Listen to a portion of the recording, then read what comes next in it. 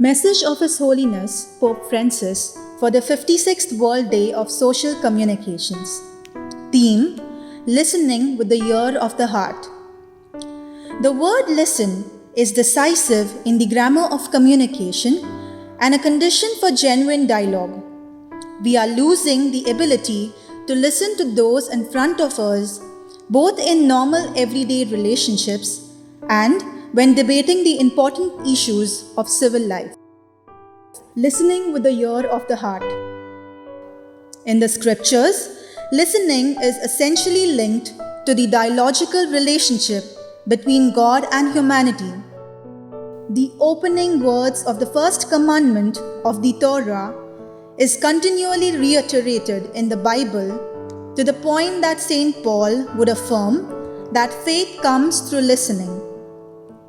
Listening corresponds to the humble style of God. It is the action that allows God to reveal Himself as the one who, by speaking, creates human beings, and by listening, recognizes them as His partners in dialogue. On the contrary, human beings tend to flee the relationship, to turn their back and close their ears so they do not have to listen. Jesus calls His disciples to evaluate the quality of their listening.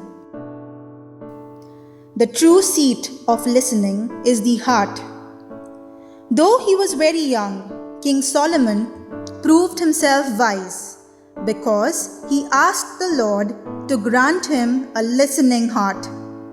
Saint Augustine used to encourage listening with the heart.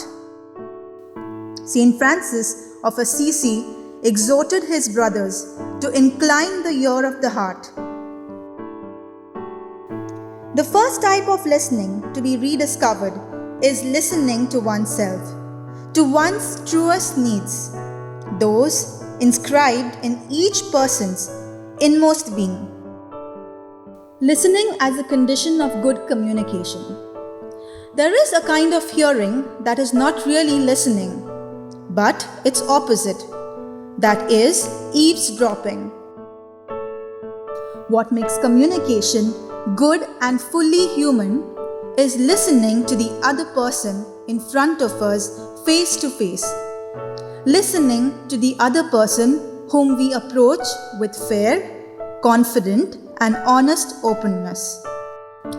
True communication can be achieved by listening to several sources. Listening to several voices allows us to exercise the art of discernment, which always appears as the ability to orient ourselves in a symphony of voices. Listening always requires the virtue of patience, together with the ability to allow oneself to be surprised by the truth, even if only a fragment of truth is in the person we are listening to. Listen to the stories of migrants. In order to overcome prejudices about migrants and to melt the hardness of our hearts, we should try to listen to their stories. Listening to one another in the church. The most important task in pastoral activity is the apostolate of the ear, to listen before speaking, as the Apostle James exhorts, "Let every man be quick to hear, slow to speak." Communion in the church is not the result of strategies and programs, but it is built in mutual listening between brothers and sisters.